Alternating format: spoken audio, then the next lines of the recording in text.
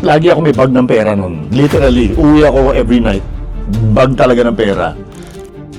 During that time, nung kumikita ka, naman-manage mo ba yung pera mo? Nakakaipon ka ba? Hindi ko siya tinitingnan because my parents were not poor.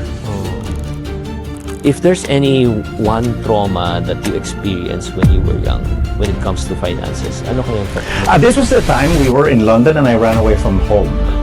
So, may moment ba, Jovit, na you got lost? when my mom died, I got lost. As in, literally, Ano yung major money mistake that you made? I could have much more now in life. Para sa akin, money makes life comfortable, but it should not be the source of happiness. The value of your money increases kung may natulungan ka dahil sa pera mo. Bago ang tagumpay, may kwentong di mo alam. Pera at buhay, ito ang tunay na usapan. Guys, naalala nyo pa ba yung That's Entertainment? Siyempre naman, nandito na yung OG na heartthrob ng show. Dati siyang artista, tapos ngayon, nabago na yung journey niya. Mula sa spotlight, naging police, naging researcher. Right now, different responsibilities. Today, we're gonna talk to Mr. Jovit Moya! Hello, pare! Long time no see! Yan ay, totoo, no? Long time no see! 30 plus years. Grabe. During the time sa That's Entertainment, ibang klase. Yes, those were the fun days. I think That's Entertainment provided the best, really the best entertainment during that time. Oo. Wala namang internet nun eh. Wala. So you can either watch drama, a game show, pero That's Entertainment had everything. Talagang all around entertainment. Anong eh. araw ka? Wednesday ako eh, Wednesday's Child. Sino kasama mo mga... Originally, nandun sila Gigi De La Riva, sila Lea Salonga, sila Cheryl Cruz, and so on and so forth. No? Pero siyempre, mga notable dyan. Siyempre, ang mga sikat na love team dyan, Cheryl Romnick. Eh, Oy! diba? Oo. Ikaw, sino yung may kalab din mo? Kami ni Jennifer Sevilla. Tapos, dyan din si Rachel Alejandro, siyempre. So, those were interesting times. Yeah. And then, syempre noon, people really went to the studio. Kasi walang internet eh. Kaya lalabas daming tao. And this is why we moved from Channel 7 dun sa Broadway. Yeah. Para mas malaki, you can accommodate more. Yeah, kasi the reason why it's very memorable yung Broadway kasi dun din po ang lunch date. We're from lunch date, kasama ko sila Randy during that time. So pagkatapos ng lunch date, papasok na yung That's Entertainment kasi it's a noontime show. Pagkatapos ng noontime show, papasok sila mga alas 4 yata ako, 4:30? Pag Saturday. Oh, pero pag regular days, 5:30. Oh. Kasi next namin yung news eh. Oo. So this is why we had a news segment there para preview dun sa news. Galing. So, let me ask you naman, anong guiding principle naman ngayon in terms of your personal belief in life? First of all, I love Socrates. Kakawi ka nga eh. Ha? Kakawi ka ni Socrates. So Socrates always asks us to ask ourselves, am I doing the right thing? Reflection, you know? Reflection. So, nasaan ako sa buhay ko? Ano bang ambag ko sa mundo? Ano bang saysay ng buhay ko? Am I living a life of virtue? Wow. Reflection. Galing. Diba? So, along with Socrates, nandyan din si Epicurus. So, kailangan mag-enjoy din ako ng konti. So, I love good food. Oh. I love good wine. But I don't do excess. Hindi ako nalalasing. I mean, after a few shots, uwi na ako. Hindi tayo, yung pare hanggang alas 3 na umaga, tagay pa. Walang ganon.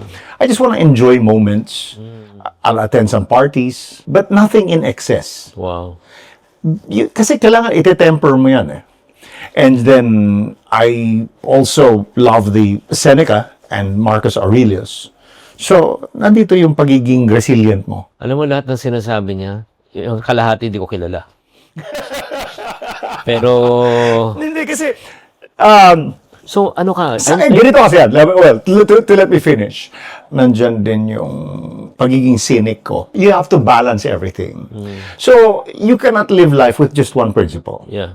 Because life is so dynamic. So, I need all these four to form the Jovit Moy of today. Yeah. Now, obviously, these are not the only four options. Other people can follow Taoism, for example, with a little bit of Buddhism, di ba? I mean, some people can follow Christianity with a little bit of maybe, I don't know, Stoic mentality, di ba? May ganun eh. So, ang ibig sabihin na yung philosophy mo sa buhay really has shaped you right now. Correct. Yeah. Ito naman, let's talk about naman lessons that you have learned when you were in the movies. Maraming artistang below sea level ang IQ. Narinig nyo kay Jovit yan, hindi sa akin ha. Oh, grabe. Oo, why? Anong observation mo doon? Hindi, maraming artista matalino. Okay. Pero marami rin people not necessarily artista, even people who were in showbiz at that time. Nung mga panahon na yun, kasi I had a very short patience for stupidity. I always wanted things, the conversations to be intelligent, everything had to be organized. But then I realized what I want and what reality was totally different. The nice thing is, as I said, very resilient naman tayo. Let's go and adjust. Nasanay kasi ako that everything in my life was organized. My parents were highly organized. And then, syempre, obviously, growing up, you had people that followed, that set your life. This is your schedule for the day. Even as a child, this is what you're gonna wear. Di ba? I mean, my mom had her own stuff, my dad had her own stuff. So I woke up in the morning, mula breakfast ko, alam mo yun, everything was set. And then all of a sudden, lahat ng uncertainties ng show business. So, and then people matigas sa ulo, may ganito. Some people nahirap makaintindi. So talaga spoiled brat syndrome. Huh? Di ko man nilalabas.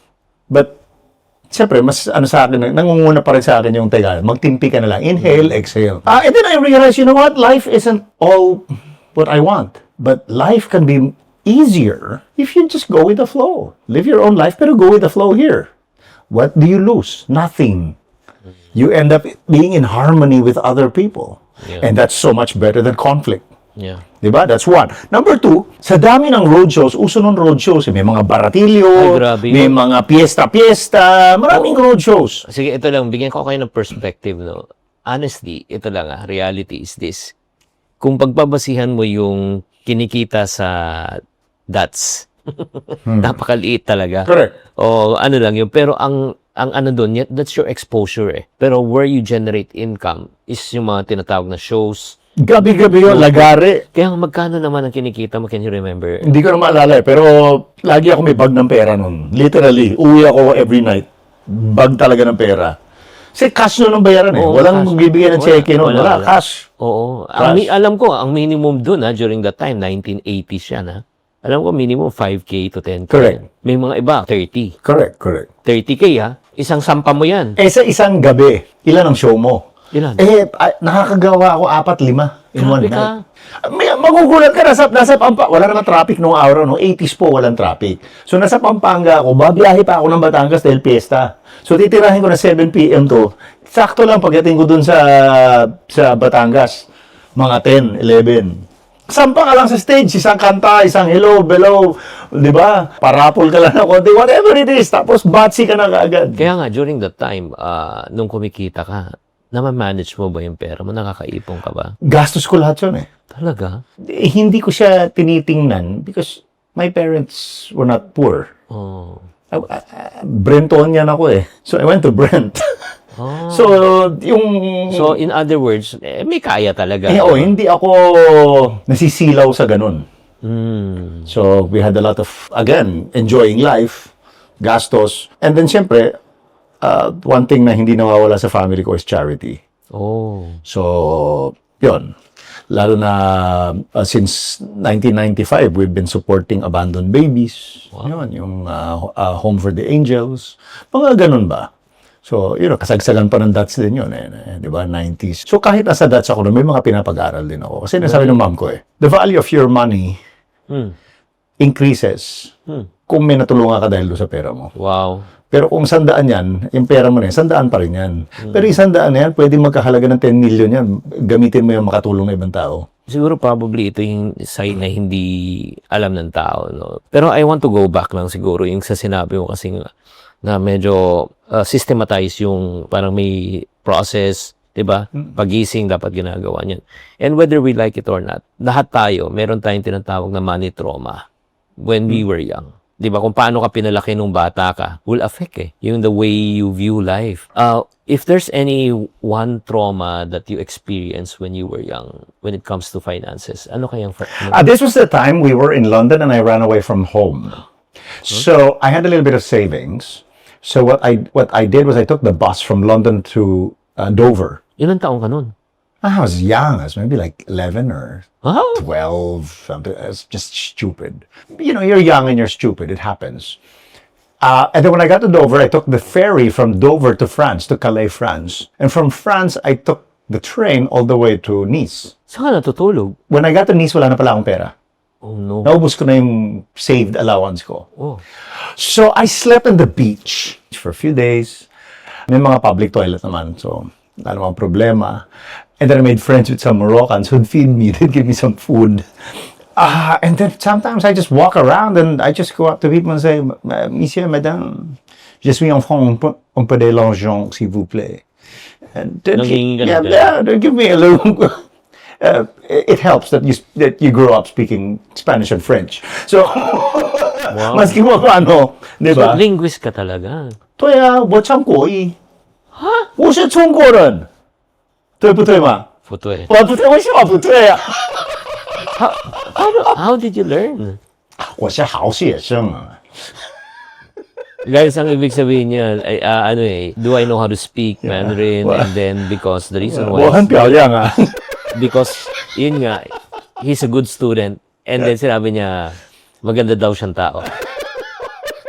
Then, saan ka natuto? I just love people. I love languages. So, going back, yun sa... So anyway, so there, I realized wala akong pera. I realized the value of having money. Oh, pasundo na ako. Hindi naman nagalit ang parents ko. They just told me, what did you learn? Wow. I had two highly intellectual parents. So, sa kanila learning, you learn from books, you learn from life, you learn from school, you learn from everything you do. Galing. So anyway, so yun, that was a wake-up call. I realized that, you know, money can be inconvenient because you can't do anything without it. Para sa akin, money makes life comfortable, but it should not be the source of happiness. Tama. Being with other people, being with at peace with God, having a clear conscience, Yeah. and appreciating everything around you. People don't appreciate even a sunset. Wow, it's a beautiful sunset. But how many people say that anymore? How many people say, wow, that's a beautiful flower? Hindi lang yun. Kanina, pagising ko sa umaga, nagpasalamat ako. Yeah, nga, be thankful that we're still awake. We're still alive. Tama ba yun? Yan. Saka, hindi, you can walk straight compared to people who have suffered a, di ba, physical disability. Ako, masakit na likod ko eh. So, let's talk about naman yung showbiz. Matapos naman yung showbiz, ano yung pinakamalaking pagbabago at pinakamalaking challenge? Sabihin mo, okay naman kayo financially. Pero may mental and emotional adjustment yan eh. Di ba, nung wala ka na sa movies. Yes, because syempre, fame is addicting. Oo. People clapping for you. After ng movies, di ba, i-transition. Yeah, Diba? so I entered government. Culture shock. Siyempre, being a spoiled brat to bigla ka na lang nagugulpi ron. Alam mo, everything is a training. Pero it made me see a different side of the world. I realized that certain people actually do live like this. And then I eventually said, you know, I like the adrenaline rush. Lahat tayo were addicted to something eh. And then dun ko na-realize I'm addicted pala to the adrenaline rush. Of what? Combat. Oh. Kasi pulis ako eh. So I also was in the Special Action Force. Wow. 'Di ba? Napunta rin ako sa PSG, 'di ba? And so on and so forth. Marami ako naging assignment. So Pero kilala ka ng tao na Jovit Moya. yeah, oo. So oo. was it difficult also? Hindi, akala nila may shooting eh. Oo, si Isko Moreno nga eh, bagong konsehal siya, doon ako sa Manila eh, naka-uniforme ako. Sabi niya, pare, may shooting kayo. Eh, bagong election na konsehal no, first time niya mag-konsehal. Eh. Sabi ko, hindi pare, ako security niyo rito. Sabi ko, akong commander ng police dito sa area. Natawa siya ako, totoo ba? Oo, akong commander ng police dito. Hindi niya alam. Hindi niya alam na totoong police ako. Okay. Pero eventually, yun nga, minsan pag nagkikita kami, pinagtatawanan nga namin yun eh. And then yun, so Siyempre, sa police force, doon ko na ano yung, siyempre, action. Totoong action. Walang cut yun eh. Pag di ka talaga umilag doon, tatamaan ka. Di ba? Yun yung mga teka moments. Siyempre, pag nagbabarilan kayo sa pelikula, teka, ano ko eh. Pero in real life, teka. Totoo na yan. Dapa! Di ba? May ganun eh. Ano yung pinaka-unforgettable? Pero- Hindi, yung encounter muna. Hindi, marami yan eh. Marami yan. Pero, awardee tayo ng mga medalya. In fact, may bronze cross pa nga tayo for bravery, etc. So, marami rin. Pati AFP, meron ako awards also from the AFP. So, I used to do joint task forces kasi noon. So, anyway, those were years ago. Pero, ang pinag-enjoy ko rin dyan, yung skydiving. Wow. Di ba? Scuba diving. Maraming adrenaline rush. Yun ang masaya eh. Akit ng bundok. Siyempre, hindi mo alam kung may makakasalubong ka ron, di ba? Oo. Encounter yun. Pero ang kagandahan kasi noon, it brought me down to earth. Siyempre, kasama mo yung mga tao mo, di ba? Kumakain kayo, sardinas, na may miswa. Di ba? Yun lang eh. Tapos, magdampot lang kayo na saluyot doon. As in, kawawa talaga nung araw. Mababa ang sahod ng pulis, wala pang gamit. Wala pang pagkain. I mean, literally, gumawa ka ng paraan. Survival mode. It really humbled you, I'm sure. Oo, marami tayong natutunan doon. And I realized also, syempre sa kakaikot natin, na grabe ang poverty ng tao. So I slowly embraced socialism, not in the level of communism, not socialist China, but more of a European socialist democracy. Di ba? Na mindset. Na people shouldn't live like this. People should have dignity. Totoo. And in the Philippines, we don't give dignity to other people eh. Alam mo yung mga politicians natin, yung Don Pacundo mentality. Ako ang Don Pacundo, kayo ang mga alipin ko. Ganun ang mentality ng mga politiko natin eh. Rather than, you know what, I'm gonna make your life better. Yeah. Wala na yung politician na ganun eh. Wala na po ganun. Real talk. Wala na yung politician that looks at you and says, I'm gonna make your life better. Wala nang ganun. Siguro, last question before we go to the second half. May moment ba, Jovit, na you got lost? When my mom died, I got lost. As in, literally, nawalan ako ng gana. I decided to leave the country. I was so emotionally wrecked that, you know, I said, you know what, I'm just gonna go somewhere where I don't know anybody. I'm gonna eat, drink, and smoke, and die. Just enjoy life till I die. I went to Argentina, where I didn't know anybody. There weren't any Filipinos. I just wanted a new environment. I was trying to find myself. Nanaig yung aking desire. Nanaig yung self-love. You know, self-love is something which it's a double-edged sword. Yeah. It can destroy you. Yeah. Because you can be a megalomaniac, a narcissist, too much self-love. But self-love could also help you recover. Protect you. Yeah, it can also protect you. It's a double-edged sword. So I realized, you know what? My self-love kicked in and self-preservation kicked in. And then I decided to pick up the pieces of my life. Gaano katagal yun? It's almost a year. It's a long time. I'm still recovering. Decided to go to stay in Europe. And then finally stayed in the US. I decided, you know what? For my sanity, I'm going to go back to school. So I studied again. Just so I could keep my mind active and be distracted from the emotional trauma. Because my father died, and then couple of years, my mom died. So then I realized, I was really, really distraught. Di pa ako tapos mag-mourn sa father ko na my mom ko. So, Yeah. and I was very close to my parents. Oh. So you can imagine how that destroyed my life. Yeah, I'm sure. So, what do you think would be one of your greatest achievement that you have helped other people? Parang, as a human being, yan ang dapat pong ginagawa. Hindi yan achievement eh. Parang, dapat lahat tayo, we should always think about the kapakanan ng ibang tao. Yeah. Everything you have, you know, before we started this, nag-uusap kami. You know, hindi mo ako makikita na asort ng mga branded. Kasi nouveau-riche yan eh. Yan yung mga taong wala silang identity, wala silang ano sa buhay. Kaya, oy, tingnan nyo ako, mayaman ako. Hindi ka tunay na mayaman. Kasi, kailangan mo ipangaladakan mayaman ka eh. Ang tunay na mayaman, alam ng tao mayaman yan. Hindi yun ang dapat na ginagawa mo sa buhay. Dapat, ang iniisip mo, paano ako makakatulong sa ibang tao? Lahat ng pag-aari mo, pinahiram lang sa'yo eh.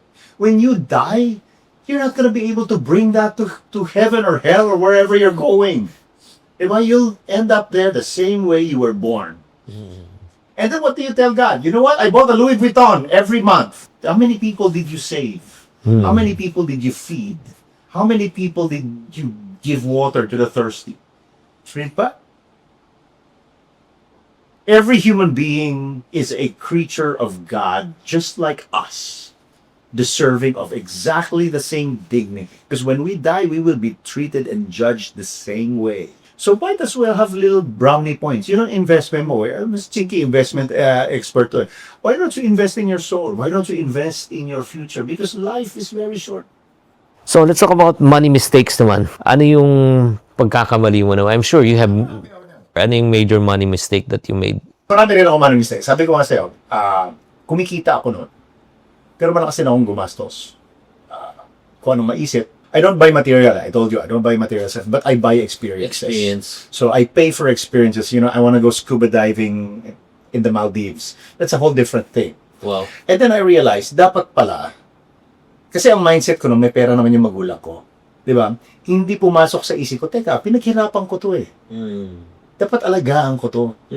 So, yun, I could have much more now, life. Dumating din yung puntos na, you know what I mean, when after my mother died, napabayaan ko rin ibang business because I was distraught. So, a couple of my businesses went down also. Medyo naging irresponsible ako doon.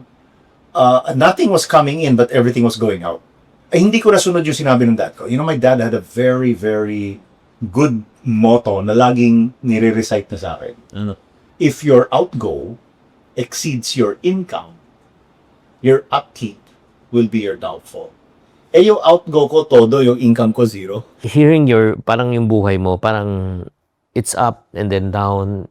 Ay, marami ako niyan. Parang, ano yan, sa Old Testament yata, nakalimutan ko na, si Isaiah yata was talking about God will eventually, you know, lift the valleys or bring down the mountains. Yeah. Alam mo yung valleys na yan yung mga disappointment natin sa buhay, mga failures natin.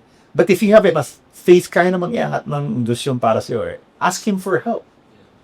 Alam mo, the purpose of blessing, mga kapatid, the reason why God wants to bless you and me is so that we can become a blessing to others. There is no greater honor than to be asked by God to be the instrument for His answer to someone else's prayer. Wow, galing. So, would you say that will be your mission right now? We try. Everybody has to try. That should be your mindset every day. Because everything you think of, everything you feel, everything you say should be for the greater glory of God. If you just be sensitive enough to everything that goes on around you, you will notice there are so many opportunities to help. I totally agree with you, no, with regards to that. Ang sarap kasi ng feeling kung nakakatulong ka sa ibang tao. And hindi mo kailangan ng pera. Sometimes yun lang panahon na nakinig ka dun sa problema ng tao, na ilabas lang, na nandun ka, nakikinig ka lang. Totoo. Yun lang, malaking bahagi na yun eh. Alam mo, Jovit, getting to know you right now in a more intimate na nag-uusap tayo, I see a different person in you right now. Kasi dati puro contributor roles ako eh. Hindi, tsaka ano syempre during that time, iba yung mundo natin noon eh. So, ano naman ang legacy na gusto mong iwan with regards to your, syempre. Legacy is not something that I want to leave. I'm not interested in legacy. What I'm interested more is a spiritual fulfillment for myself. Because my happiness, my legacy for myself should be a private legacy. I don't need a statue of myself somewhere. Those are the mountains of pride. Don't need that. But I prefer a personal legacy. You know what? I live a fulfilled life. You know, I was able to do this, do that. Quietly, I can say, you know what? Yeah, I was good. For people who are quite lost right now, na probably hindi pa nila discover ang sarili, what advice can you tell them? Dito mapasok yung kanina, yung fourth philosophy. I said sometimes I'm a cynic, di ba? So as a cynic, you don't have to conform with what other people want. You do not define yourself according to how other people define you. Define yourself. Sometimes you have to go against the flow. And so be it. Ang problema sa atin, we're always conscious about what other people think. So when we are lost, ang tendency natin, sumunod sa ibang tao, sumunod sa agos. Di lost ka rin. Lost ka rin. Samantalang, baka mamaya, mamaya, ma-exacerbate pa yung pagiging lost mo. Kasi hindi naman pala yun ang talagang destinasyon mo. Totoo. So create your own path. There's no reason to follow other people's paths. Siguro last question na lang. Has your spiritual journey helped you right now? Yeah, there was a time in my life I lost all forms of spirituality. But, I was pointed in the right direction. And I thank God for that. Eventually, sometimes it's a matter of listening. Not just listening to yourself, but just that silence gives you an opportunity to listen. And I was blessed enough na, I was pointed in the right direction. I was listening. It was a very, very dramatic event, but I was listening. And then I renewed my spiritual faith and I became happier. I found a purpose. So, right now, I'm also the executive director of the Apostles of Christ Family Mission. So we rescue babies. We also have 2 free HIV clinics. Libre po yan. If you are testing, kahit na if you are positive, pati gamutan nyo, libre po yan, everything else. So, it's called the Courage Care Clinic. We have one in Pasig, Benmari, Pasay. Even look us up sa Twitter, Courage Care Clinic, or sa Facebook. And then we have the Tanglaw Lahi Foundation. I'm also one of the directors of the Tanglaw Lahi Foundation. Wow.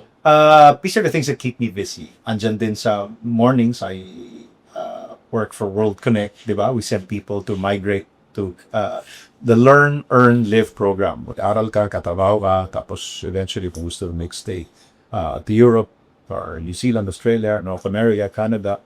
And then, andyan din tayo sa fire extinguisher, sa Reynolds Box. So, marami tayong ginagawa. Bawal pong matulog. Sa umaga lang po ako natutulog. Si Chinkitan lang po nakagising sa akin ng umaga. Nang ganito kaaga. Ganyan ko kalablab ito eh. Alam mo, Jovit, thank you so much for the opportunity. And honestly, I see a change, man. Thank you. Yeah. And the good thing about, yun nga, if you, di ba yung sinabi, if anyone is in Christ, the old is gone and the new has come. And the beauty about having a relationship with God, you don't have to pretend eh. You just need to be you. Because he sees through all. Yeah, kaya nga, I can see the real you right now, Jovit. Kaya nga, congrats. Thanks, pare. Thanks. Yeah. Guys, if you're out there right now and then you're ministered by this episode, I just want to encourage you. There's hope in Christ. And kaya nga, para sa mga tao ngayon, permission lang, Jovit, if it's okay. If there's people out there who's lost right now, feeling hopeless, can you pray for them? Absolutely. Lord God, Heavenly Father, we come to you as your servants. We are your creatures created in your image. Grant us the strength to say, Lord, help me. Grant us the strength for us to say, Lord, I have been proud. Naging mayabang ako, bigyan mo ako ng lakas ng loob para ayusin ang buhay.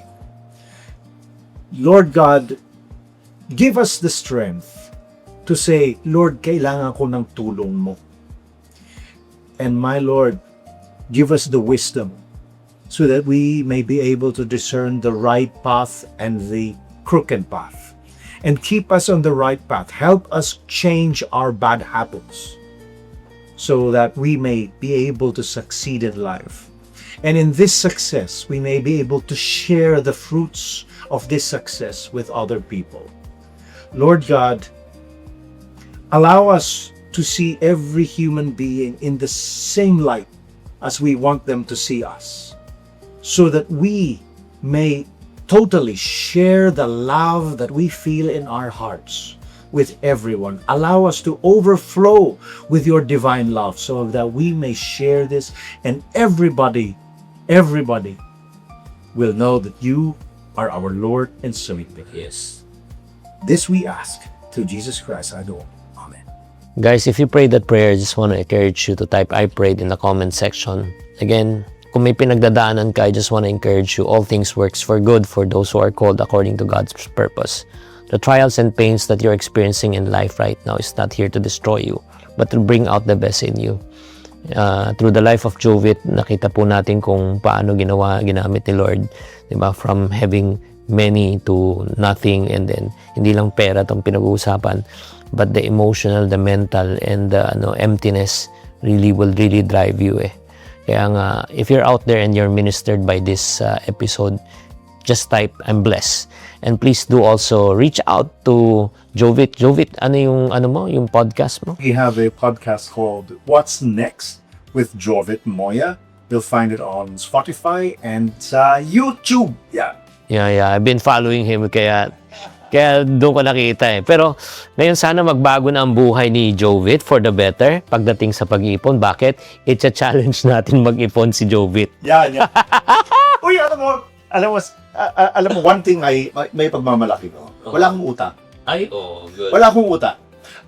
Alam mo, dadagdag ko lang bago tayo mag-stop. My father used to quote Shakespeare. Oh.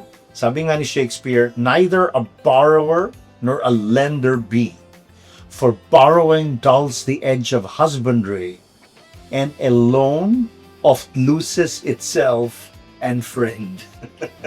Grabe. Yung parang may version yan, di ba? Parang a borrower is a servant to the lender. Correct. Di ba? Ito yung sina-challenge namin sa mga kaiponaryo namin. How to start. Kahit na start small lang, 20 pesos. Then, kunyari, naghulog sila ng 3, tapos shade nila yung 3. Lalagay nila yung barya dito, perang papel dito. Sulat nila para saan sila nag-iipon, tapos kailan, di ba? Pag nabuo nila, may 60,000 sila. Nice. Oo. Tapos, hindi ko alam kung ano lalagay kong ipon eh. Ito, meron silang guide, ipon cards. Ayos yan Uy, kuha kayo nito kasi magandang... Alam mo, I'll tell you what. Hindi ito racket. I'll tell you why. Kasi pag ito ginagawa nyo lagi, humans are creatures of habit. Exactly. So, kung ito regular mong tine-perform ang isang bagay, nagiging automatic na yan. Kahit hindi ka na nag-iisip, automatic ka na naglalagay ng 20, 100, or something. So, these are aids to help you develop a good habit. Yeah, saving habit naman. Yun eh.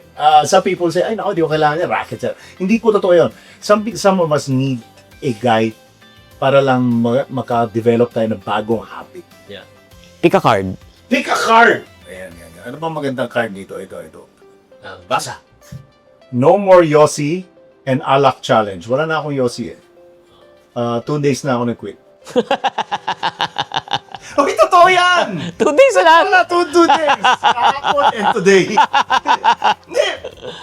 It's so funny because I actually quit yesterday. Fun. So, ayun. Alak, well, hindi ako umiinom. Hindi ako nakikipag-inuman. I drink socially. Hindi, yun. Basahin mo nga. Bawal na munang bumili ng Yossi o alak. So, hindi na ako bibili. Ang amount na matitipid mo, ang ihuhulog mo sa iyong ipon box. Yes. Kung wala ka namang bisyo, congrats! Maghulog lang ng amount ng taos puso. Yeah. Ay, so, Ganito, pati nga. yeah, lahat. Marami siya. So, ilang sticks ang you smoke before? Icos, 2 kahon. 2 kahon, isang araw? Oh, Magkano isang kahon? 160.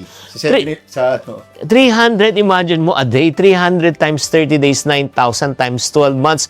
100,000 ang masasave mo. Oh. Di ba? Tumigil na ako. Ano pang nagustuhan mo dyan? What's your weight challenge? Mas mabigat, mas malaki ang maiipon. Kung ano ang weight mo in pounds, yun ang amount na ipunin mo at ihulog mo sa ipon box. Di ba cute siya? So, I'll give you my entire set, even my books. Ito yung mga... Galing Wait. Natutuwa ako dito sa... Sa'yo na rin yan. Ayos Yan. Ayos. Yan yung diary of a pulubi, may ipon diary, may budget diary. Oh, nice. Yeah. Well, 6 volumes. Yeah. 6 volumes. Next year, 7 volume na yan. Yeah, Ilagay ko sa box ito. Yeah, thank you very much, Jovit. So again, please do follow Jovit sa YouTube niya, YouTube channel, and at the same time sa kanyang TikTok, at sa kanyang Facebook, at the same time sa Spotify. there you have it. Sana naman nakakatulong kami sa episode na ito. And if you are blessed, please also write down and reach out also to Jovit so that he will feel blessed also. Tatandaan, as we always say, tamang karunungan, tamang disiplina ang susi sa pagyaman. Alam nyo ba na pwede kayong tumira dito sa Boracay for only 25,000 pesos a month?